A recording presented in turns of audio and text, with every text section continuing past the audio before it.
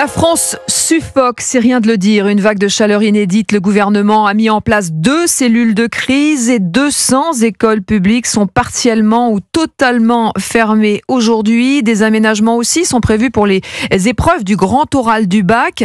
Jean-Luc Boujon, vous êtes le correspondant européen en Rhône-Alpes et à Lyon aussi, on s'organise. Oui, par exemple, la direction académique de Lyon a autorisé les parents à garder leurs enfants à la maison plutôt que de les envoyer à l'école. Autorisation exceptionnelle compte tenu des températures attendues cet après-midi autour de 39 ou 40 degrés.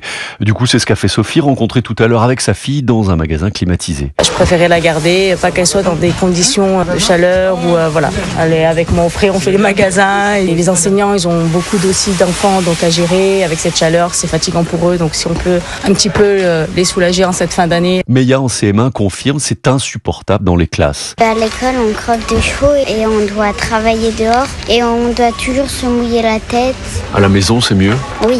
Mais évidemment, ce n'est pas possible pour tout le monde, explique Camille, une maman d'élève. On a reçu un mail de la directrice nous indiquant qu'on pouvait garder notre enfant. Et alors ? C'est pas possible.